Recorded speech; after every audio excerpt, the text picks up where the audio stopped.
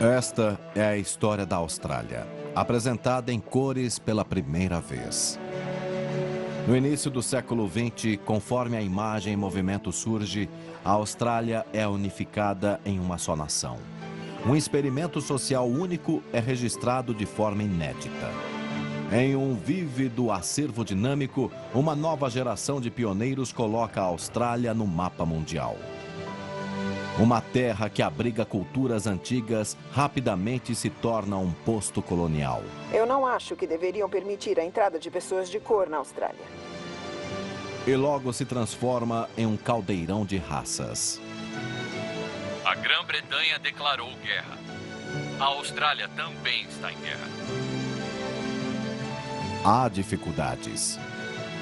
E também triunfos, conforme o país se estabelece e define sua própria identidade única. A atenção do mundo está na Austrália. Mas por trás das comemorações, há uma história encoberta de uma nação incipiente embranquecendo seu passado. Direito à terra não é expressão, é vida! A história da Austrália moderna, antes só em preto e branco, agora pode ser vista pela primeira vez em cores gloriosas. –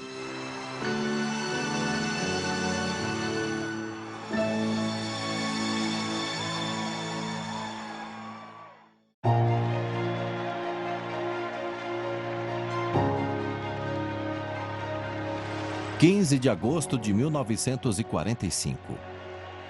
A Segunda Guerra Mundial acabou. E a paz foi declarada.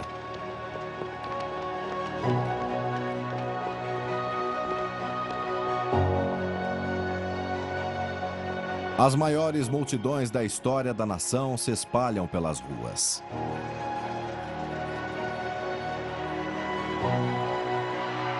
Seis anos de sacrifício chegaram ao fim.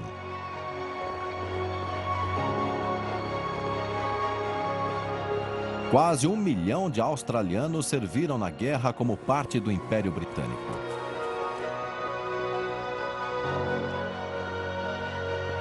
Enquanto a nação comemora a vitória, ela também contempla as perdas. A nação se curva em uma homenagem por aqueles que deram suas vidas para que vivêssemos em paz e segurança.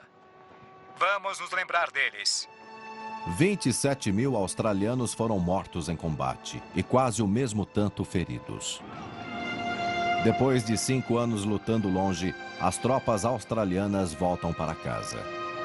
Os homens deste navio lutaram pelo norte da África, o Oriente Médio e a Nova Guiné. Alguns também lutaram em Bornéu, onde muitos foram capturados pelos japoneses e mantidos em acampamentos para prisioneiros de guerra. O mais famoso era o Chang, em Singapura, onde este cinejornal foi gravado no final da guerra. Dos 22 mil australianos levados como prisioneiros pelos japoneses, 8 mil, quase um terço, morreram de fome, doenças e tortura. Este filme caseiro mostra o ex-prisioneiro de guerra George Sproat, que é gravado pelo seu irmão John. Eles recriam o momento em que George volta para casa e cumprimenta sua mãe.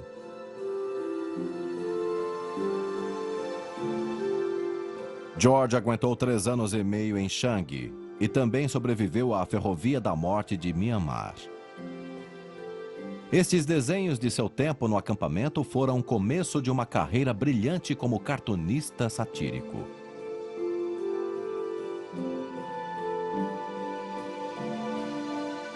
Milagrosamente, os 3 irmãos Sproat sobreviveram à guerra. Assim como seu cunhado, visto aqui cumprimentando sua esposa e conhecendo sua filha pela primeira vez.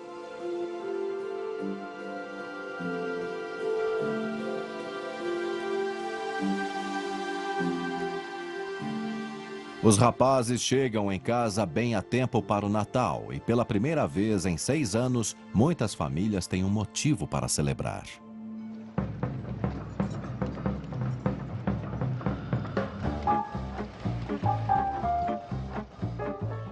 Homens e mulheres que serviram na guerra voltam para a vida civil.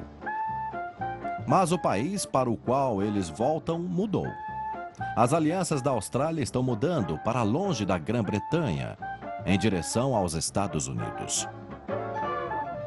Mas uma mudança ainda maior está prestes a transformar a estrutura da sociedade.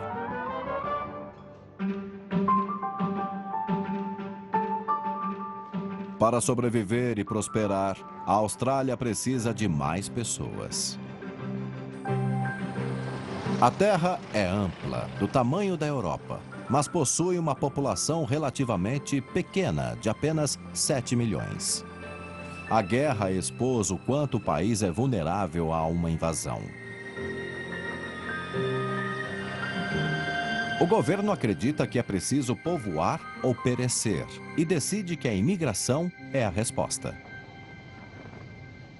O governo da Austrália determinou que o seu plano de imigração será um sucesso.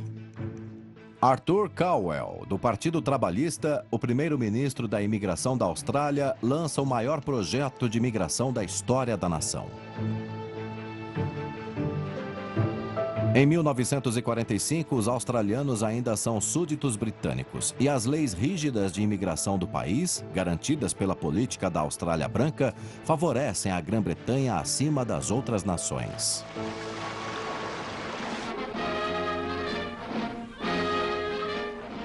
O navio Orion, em sua primeira viagem em tempos de paz, traz um grupo de comerciantes britânicos para ajudar o programa de reconstrução do governo. Os rapazes são recebidos pelo ministro da Imigração e Informação, que indica a vista de Sydney. Calwell promete que para cada imigrante da Europa continental, 10 ainda serão britânicos e oferece passagens baratas, custando apenas 10 libras para encorajá-los a migrar. Vocês são bem-vindos como novos australianos. Queremos centenas de milhares de homens como vocês e nós queremos milhares de mulheres também. Mas com a Europa pós-guerra em caos, não são apenas britânicos a vir. Vários tipos de uma dúzia de países europeus lotam a lateral do navio para ver o país que será seu lar.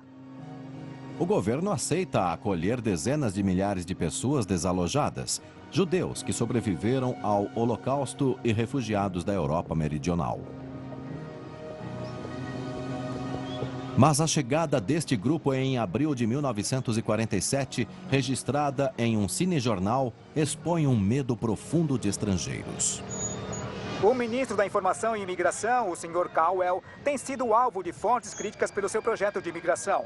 Com milhares de cidadãos de alto nível esperando para entrar, britânicos, nórdicos e americanos, que podem oferecer ao país ideias e cultura. Não é surpresa esse projeto ter causado uma amarga controvérsia. Apesar de continuarem vindo, o governo, talvez percebendo seu erro, foca a atenção em um navio que traz imigrantes cuidadosamente selecionados dos países bálticos da Europa setentrional. Jovens, loiros e de olhos azuis, eles são chamados de os Belos Bálticos. Todos são saudáveis e com menos de 35 anos, exatamente do que o país precisa. A Austrália nos deu a oportunidade de recomeçar a nossa vida. Esperamos que gostem de nós. Olhem só, uma cocaburra rindo. Ela gosta de nós.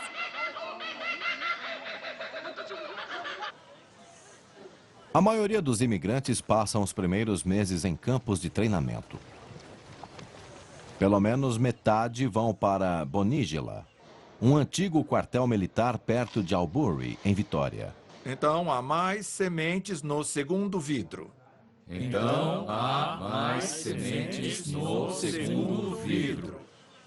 Nas décadas seguintes, imigrantes terão um papel fundamental no futuro da Austrália. Mas nos primeiros dias, para evitar preconceito, o governo produz filmes como este para exibir nos cinemas. Vai. Posso ajudar? Hemp, Oshim, Chest, Dubá e Ed. Hã? Oh, estrangeiros. Este filme registra um país que está tentando se reinventar. Suco. Sim, obrigado. Deveriam aprender a falar nossa língua? É. Nem sei por que eles precisam vir pra cá. Não sabe por que eles precisam vir pra cá? Bom, eles não precisam. Mas acontece que este país precisa muito deles. Uma iniciativa que precisa muito de sua mão de obra. É o maior projeto de engenharia civil da história australiana. As obras do projeto hidrelétrico das Montanhas Nevadas começam em 1949. 2/3 da sua mão de obra, com 100 mil trabalhadores, são formados por imigrantes de mais de 30 países.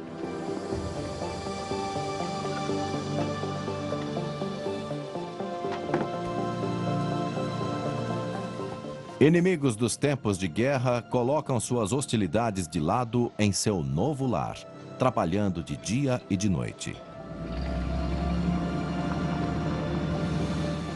Mesmo assim, a hidrelétrica leva 25 anos para ser concluída.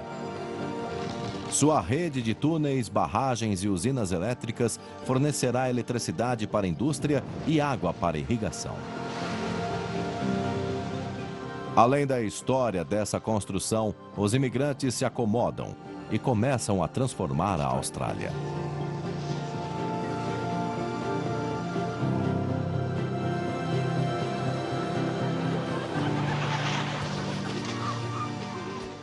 No começo de 1949, a Austrália dá um passo importante para afrouxar ainda mais seu vínculo com a Grã-Bretanha. Hoje, certificados de cidadania australiana são entregues. Antes eram todos súditos britânicos.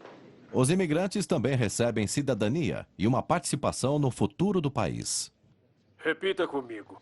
Eu vou obedecer fielmente. Eu vou obedecer fielmente às leis da Austrália. Às leis da Austrália. E cumprir meus deveres. E cumprir meus deveres. Como um cidadão australiano. Como um cidadão australiano.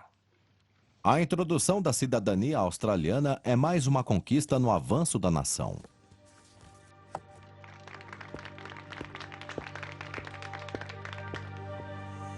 A cidadania também é oferecida aos australianos indígenas em seu próprio país, mas muitas vezes, pela lei estadual, ela só é concedida se eles renunciarem à sua língua, cultura e laços com suas comunidades. A maioria dos aborígenes ainda vive sob um tipo de apartheid, como pode ser visto nesta foto do cinema Sun Pictures, em Broome.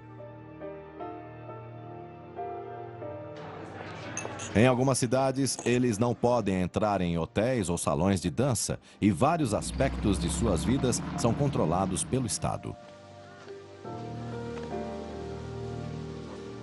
Em 1950, a política australiana de remover as chamadas crianças mestiças de suas famílias chega a um novo pico. Em média, 1 a cada 6 crianças é levada no que fica conhecido como as gerações roubadas. O senhor e a senhora Deutscher adotaram 3 aborígenes para criar com seus 3 filhos. E agora eles vivem em uma mansão com 15 quartos. O senhor Deutscher acredita ser possível integrar aborígenes em famílias brancas. Cinejornais como este propagam o mito de que é para o próprio bem das crianças. Durmam bem, crianças. Vocês sabem que os sonhos viram realidade, não é?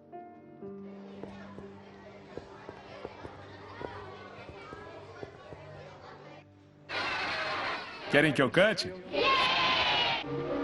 When the happiness falters from her lips, Parson Buster news of the glory ships.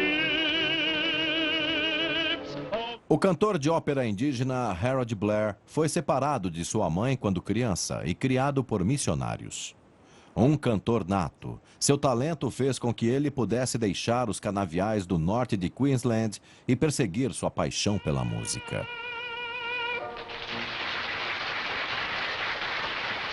Enquanto estava estudando música no Conservatório de Melbourne, ele conheceu e se casou com sua colega Dorothy Eden, um casamento interracial que chama bastante atenção.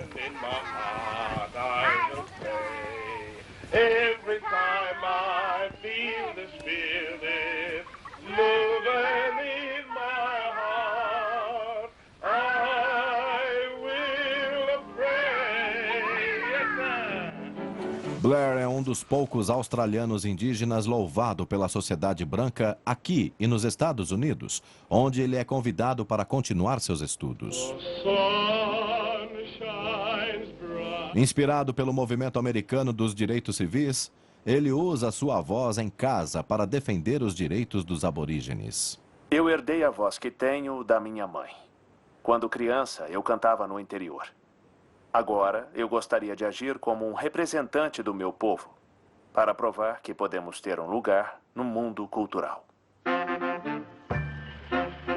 Mas a assimilação aborígene não passa pela mente da maioria dos australianos em meados do século XX.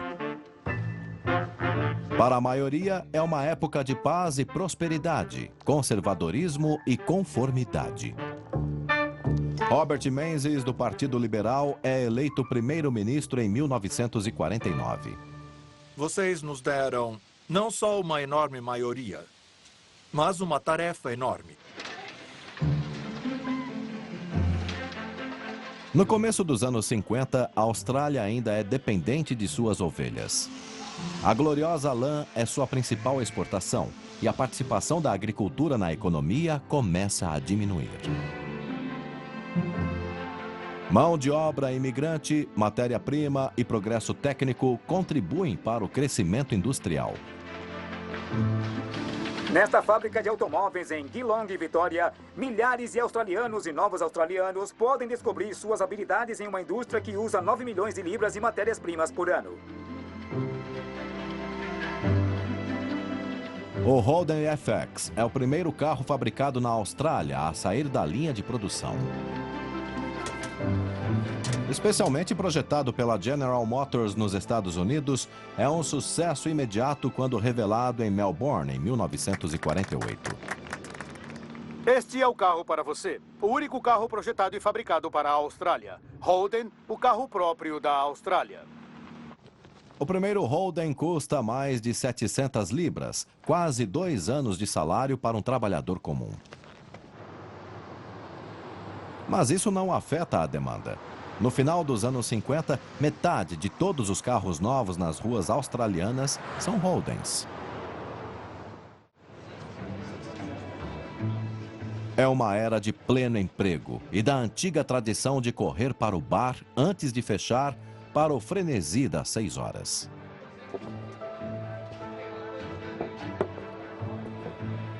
É uma atividade masculina. Mulheres não poderão beber em bares públicos por mais 20 anos. Os homens retomaram muitos dos trabalhos que as mulheres fizeram durante a guerra. As mulheres que continuam na força de trabalho são relegadas a cargos com menos prestígio ou recebem menos para fazer o mesmo trabalho. Elas ganham apenas 2/3 do que ganham os homens. Mulheres são encorajadas a ficar em casa, ter filhos e cuidar de suas famílias. Um baby boom pós-guerra causa um aumento de natalidade. Em média, as mulheres agora estão tendo 3 filhos em comparação a 2 na década anterior. Isso aumenta a demanda por casas maiores e melhores. Mas há uma acentuada escassez imobiliária, com milhares vivendo em casas de baixa qualidade, conforme visto aqui, no centro de Sydney. Para ajudar a resolver essa escassez, o governo patrocina projetos de empréstimos imobiliários. Este é um lar em sua real acepção, com toda a magia que essa palavra traz. E assim nasce o sonho australiano de ter sua própria casa em um terreno só seu. A expansão imobiliária transforma a Austrália em um dos países com mais bairros residenciais do mundo. O clima é otimista, mas uma nova sombra paira no horizonte.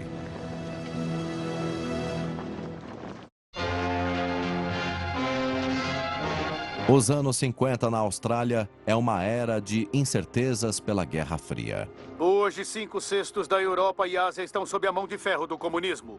O medo de uma nova ameaça global é combatido com propaganda anticomunista. Hoje, na Austrália, comunistas abertamente pregam seu discurso, infringem nossas leis e formam uma crescente ameaça para o futuro deste país. Isso o deixa preocupado? Deveria. A retórica é impulsionada pela aparente ameaça chegando cada vez mais perto do norte da Austrália. Há frentes comunistas de combate na Indochina, Malásia e nas Filipinas. Um dos maiores prêmios de todos é a Austrália. Eles realmente não ficaram indiferentes à riqueza que este país tem a oferecer. Em junho de 1950, no auge da paranoia na Guerra Fria, a Coreia do Sul democrática é invadida pelo Norte comunista. Esse é o tipo mais terrível de guerra. Guerra civil, quando irmão luta contra irmão e pai luta contra filho. A Austrália envia forças para combater a disseminação do comunismo, se juntando ao seu novo aliado, os Estados Unidos. Voluntários ávidos se alistam. Muitos são veteranos da Segunda Guerra que voltaram para casa há apenas 5 anos.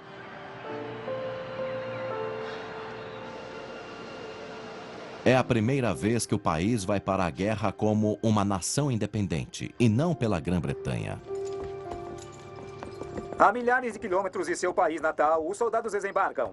Os australianos cantaram Waltz e Matilda em 2 guerras. Vão cantar de novo enquanto marcham pela Coreia.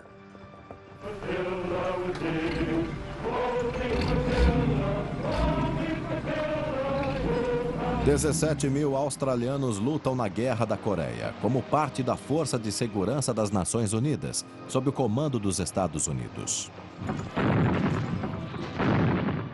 Após 3 anos e muitas baixas de ambos os lados, o conflito termina em 1953.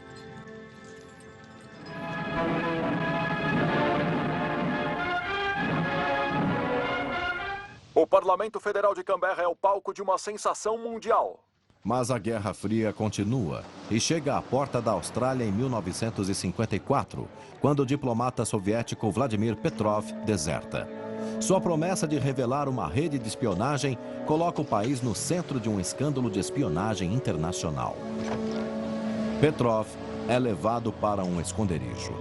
Sua esposa não teve a mesma sorte, sendo levada por agentes soviéticos.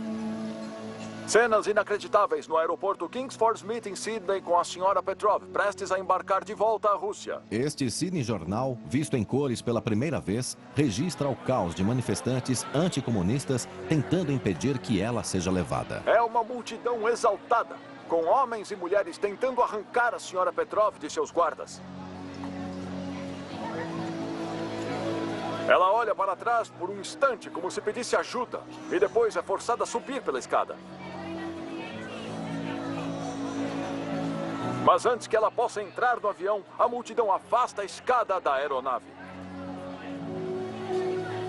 O sapato da senhora Petrov, perdido na confusão, é segurado por um espectador. Sem seu sapato, a senhora Petrov é forçada a entrar.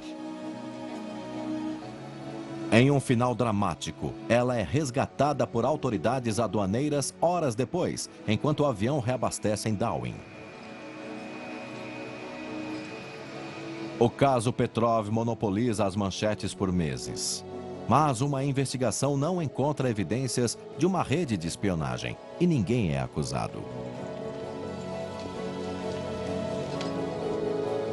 Os Petrovs, vistos aqui com agentes de segurança em um esconderijo, recebem novos nomes e vivem sob sigilo em Melbourne pelo resto de suas vidas.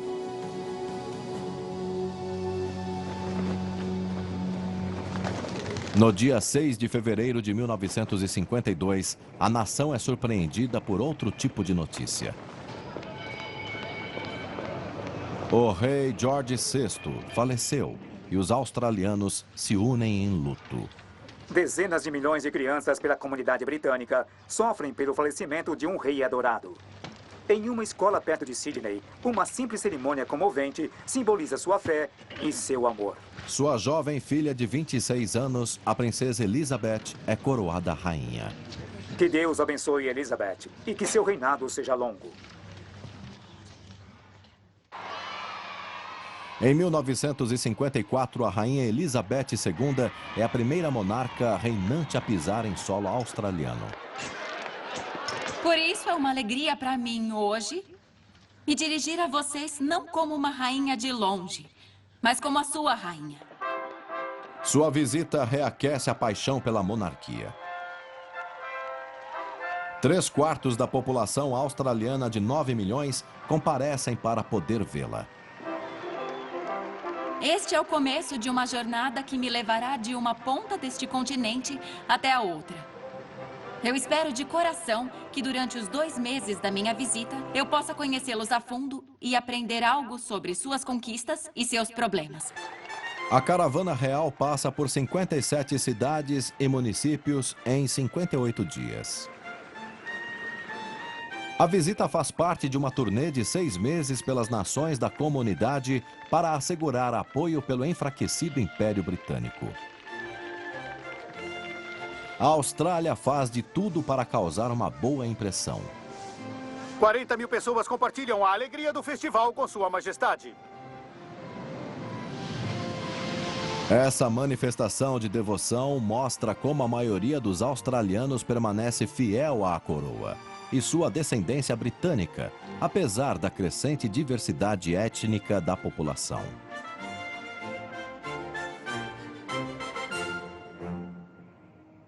Até 1950, quase 400 mil imigrantes já tinham desembarcado em solo australiano e mais da metade veio da Europa continental.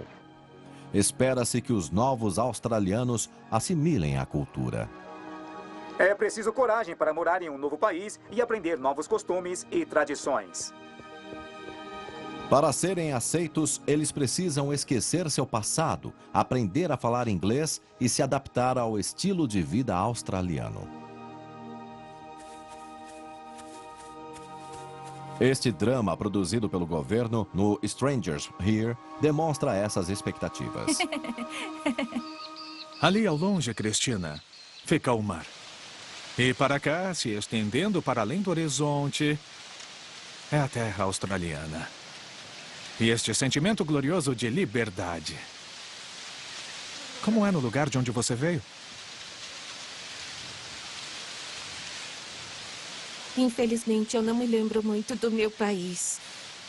Mas é tão lindo aqui. Eu gosto do seu país. Nosso país, Cristina. Do nosso país.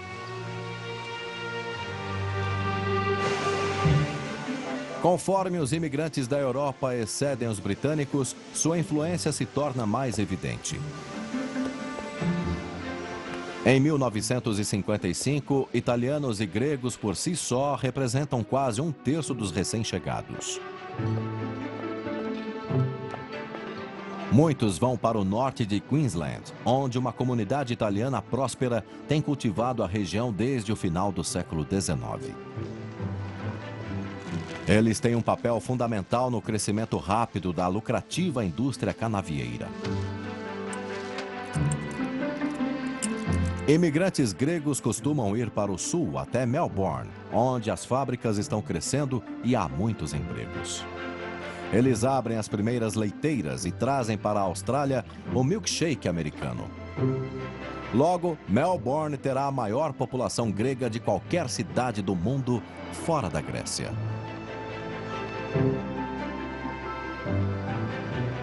Em Canberra, o imigrante grego Emanuel Gerakits filma a inauguração da sua cafeteria Blue Moon. É um dos poucos restaurantes da cidade e oferece uma grande variedade de iguarias estrangeiras, o que logo se torna comum na Austrália.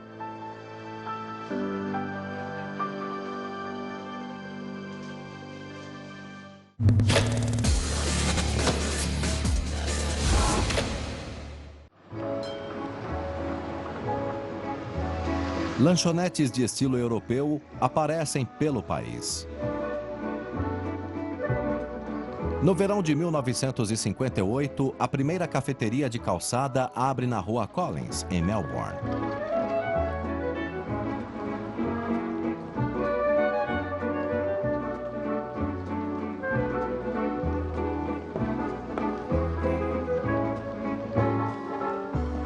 As autoridades tentam fechá-la, mas a ideia de comer na calçada se espalha.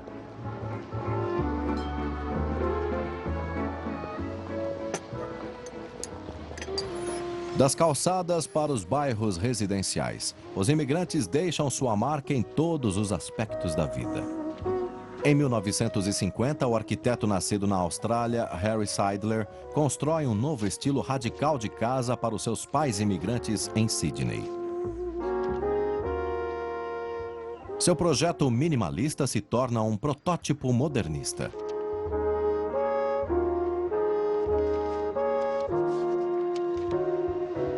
Os imigrantes estão tendo um impacto importante na esfera cultural da Austrália. Uma das pintoras australianas mais aclamadas desse período é uma húngara que sobreviveu ao Holocausto. Judy Kassab, de Nova Gales do Sul, ganhou o segundo prêmio de 500 libras com esse retrato de Judy Barraclough. A junção de duas Judys para produzir arte australiana. Judy Kassab acaba ganhando vários prêmios, incluindo o cobiçado prêmio Archibald, 2 vezes, abrindo caminho para mulheres artistas em todo o país.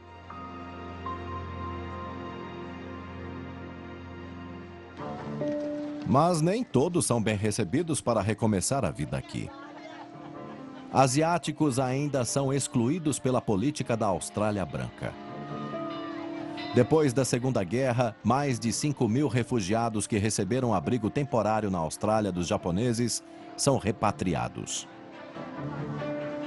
A polícia detém não muito gentilmente todos os que se recusam a embarcar. Alguns são colocados à força em navios superlotados e mandados de volta para um futuro incerto. Mas uma mulher toma uma posição corajosa e enfrenta o governo em uma tentativa desesperada de manter sua família unida. Em 1949, em Bondi Beach, Vitória, a mãe indonésia Anne O'Keefe está prestes a entrar para a história por desafiar a política da Austrália branca. Ela e seus filhos foram para a Austrália como refugiados durante a Segunda Guerra Mundial. Anne se casou de novo com o australiano John O'Keefe. Mas agora que a guerra acabou, ela e seus filhos estão sendo obrigados a ir embora. Uma cobertura ampla de seu sofrimento atrai apoio público e ela leva sua luta para o Tribunal Superior. Em um veredito histórico, ela ganha.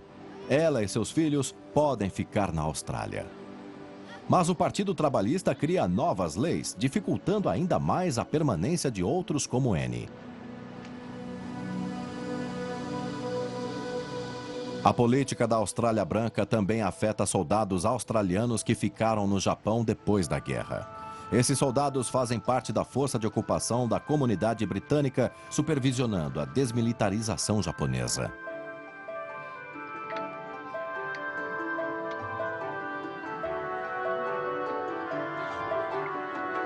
Os homens são advertidos a não confraternizar com os ex-inimigos, mas romances locais surgem e alguns acabam em casamento. Uma nação ainda ressentida pelas atrocidades do Japão durante a guerra proíbe a entrada das noivas na Austrália, até julho de 1952, quando este avião de Tóquio pousa no aeroporto de Melbourne. Cherry Parker é a primeira noiva japonesa com permissão para entrar. Ela chega com seu marido John e seus 2 filhos. O governo concedeu mérito especial ao seu caso e logo em seguida permite a entrada de outras 400 noivas no país. Mas levará mais 20 anos para a política da Austrália branca ser finalmente abolida.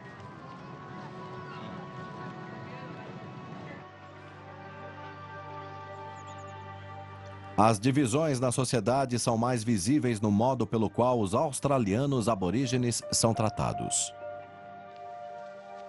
Este filme, encomendado pelo fazendeiro J.A. Kilfoyle, mostra o dia a dia de um rancho no território do norte durante a década de 50.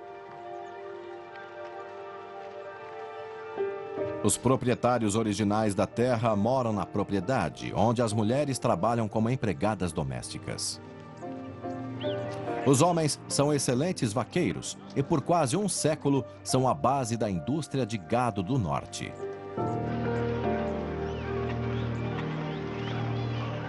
No começo dos anos 50, a carne é uma das exportações mais lucrativas do país, valendo cerca de 14 milhões de libras por ano, ou $500 milhão em termos atuais.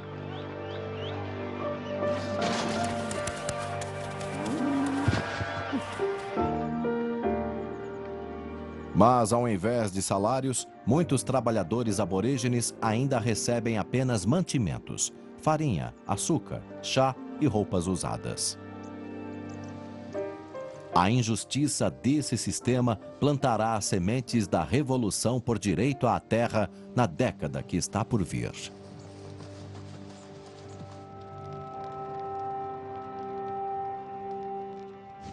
A Austrália é uma terra definida por extremos climáticos. Seca, incêndios e enchentes fazem parte do seu ciclo natural.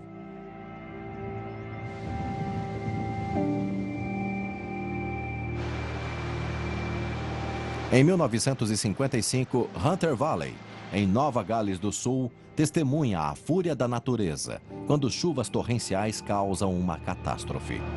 As equipes dos aviões se aproximam de Maitland para ver onde a ajuda é mais necessária e revelam a magnitude da destruição e da devastação. Um mar epicontinental inunda uma área maior que a Inglaterra.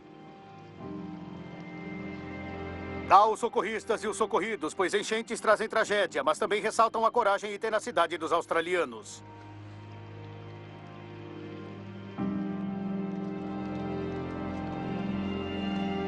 Registrado em cinejornais, é o primeiro grande desastre natural da Austrália a ser transmitido para o mundo.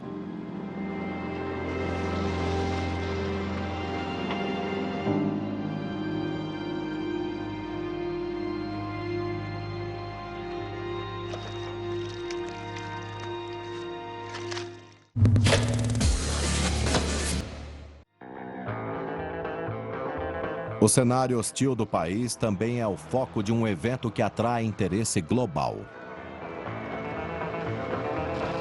Este sujeito acha que pode competir de cabeça para baixo. Ele deve ter algum tipo de controle secreto. Durante 30 dias e noites extenuantes, o Rally Redux Trial fez motoristas locais e internacionais testarem suas habilidades pelos terrenos mais difíceis da Austrália. Um país severo que não tem piedade.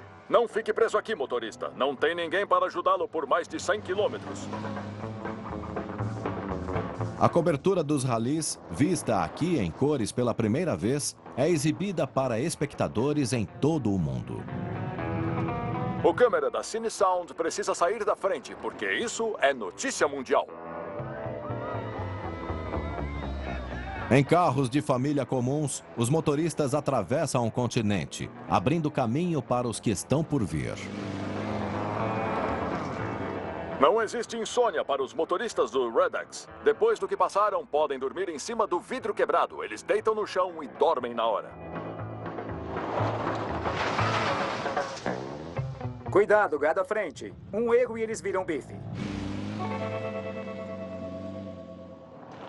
A 50 quilômetros de Cooper Pedy, entramos na área de segurança do centro de lançamento de Woomera. Todos os carros receberam passes, obtêm permissão e podem continuar. Enquanto os carros do rally têm permissão para atravessar essa área, os proprietários originais da terra não têm. O complexo de Woomera é uma zona proibida no noroeste da Austrália Meridional. Seu epicentro é Maralinga, uma área militar ultra-secreta, onde cientistas britânicos estão se preparando para testar uma bomba atômica. No meio da Guerra Fria, a Grã-Bretanha está desenvolvendo suas próprias armas nucleares. A Austrália concordou em fornecer o local para testes e apoio militar.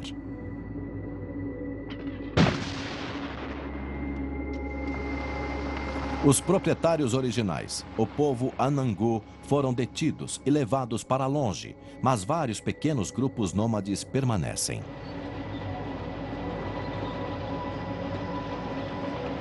O cientista atômico da Grã-Bretanha, o Sir William Penny, comparece pessoalmente para dissipar qualquer temor. Qualquer arma precisa ser testada. Não importa se é um cartucho ou uma bala, precisa ser testada. E este teste em específico é de baixa potência. Isso significa uma pequena trajetória de explosão. O teste vai ser de baixa potência. Para tranquilizar ainda mais a população, Penny utiliza um contador Geiger. Um relógio de pulso demonstra a radiação que faz parte do nosso dia a dia.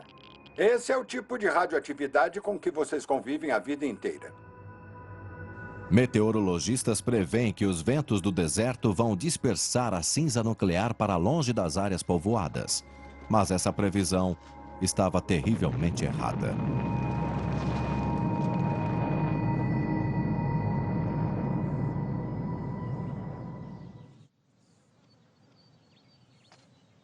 (11 de outubro, 1956, 3h27 da tarde). Em Maralinga, no deserto da Austrália Meridional, uma bomba atômica está prestes a ser lançada como parte do programa de testes nucleares da Grã-Bretanha.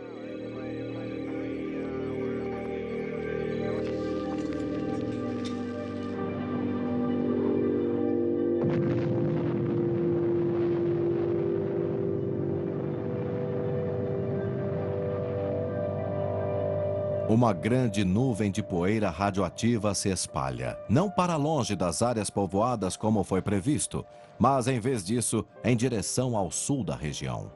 O formato de cogumelo dura 1 hora, mas mesmo depois de desaparecer, partículas radioativas permanecem na atmosfera e os ventos espalham as cinzas por toda a parte. Soldados e cidadãos, incluindo pessoas indígenas, mais tarde vão relatar enfermidades por radiação, de alergia à cegueira e câncer.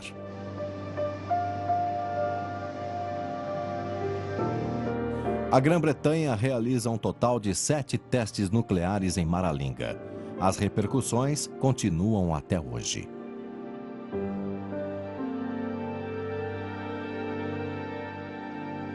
Culturalmente, a influência britânica sobre a Austrália permanece forte. Estas são as notícias da ABC lidas por Michael Charlton.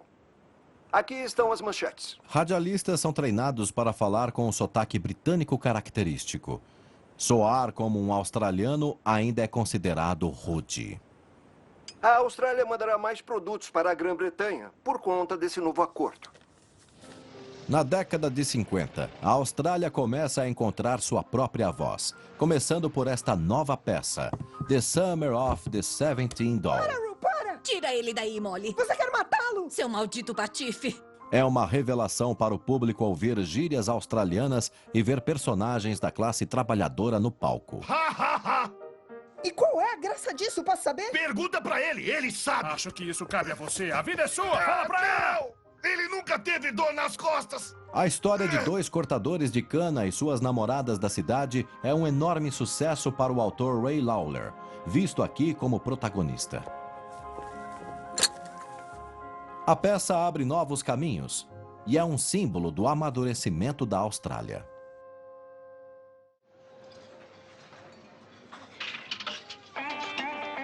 Os adolescentes australianos também estão se rebelando contra o status quo, mas eles são atraídos por tudo que é americano. A chegada do rock and roll causa uma comoção e deixa os pais horrorizados, enquanto os jovens giram sem parar.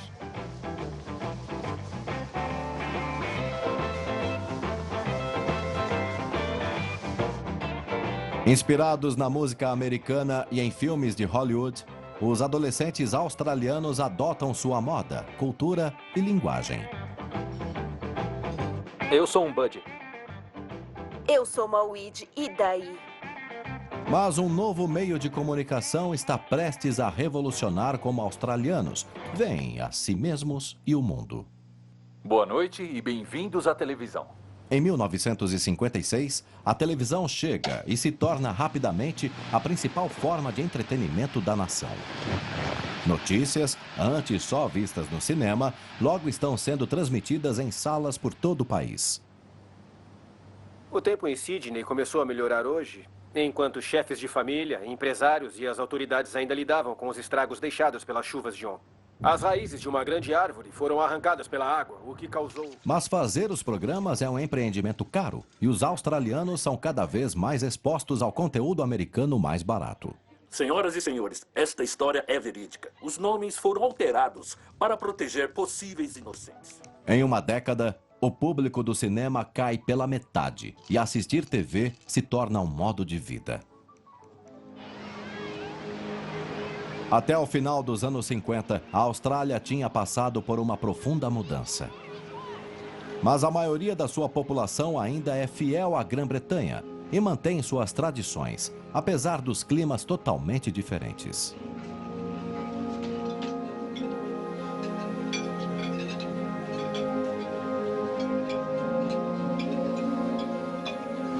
A população pós-guerra da Austrália cresceu de 7 para 10 milhões. Mas a preocupação com relação à menor migração de britânicos impulsiona um novo projeto em 1957, lançado pelo astro de cinema Chips Rafferty. Boa noite, Ralph. Desculpa. Não vi que você estava aí. Eu tenho várias coisas importantes que preciso lhe falar. Eu quero falar sobre imigração, principalmente imigração do Reino Unido. Hoje, na Grã-Bretanha, existem centenas de famílias esperando para migrar para a Austrália que ainda não puderam vir porque não sabem se vão conseguir uma acomodação. A campanha pede que a comunidade ajude os britânicos a encontrarem casas e empregos. Viemos da Grã-Bretanha há 3 anos. Nós estamos felizes de estar trazendo outra família britânica que terá a mesma chance que nós. Essas são as pessoas que queremos. E quanto mais delas, melhor. E esses são os filhos delas, ansiosos para virarem australianos nesta nossa grande nação. Mas a realidade é que 1,5 milhão de imigrantes chegaram na Austrália desde o fim da Segunda Guerra Mundial. E 2/3 não são britânicos. Seus filhos, os baby boomers, vão se tornar adultos nos anos 60. Uma década turbulenta que transformará a Austrália e seu povo. Eles vão fazer deste um dos países mais multiculturais do mundo e radicalmente alterar o que significa ser australiano.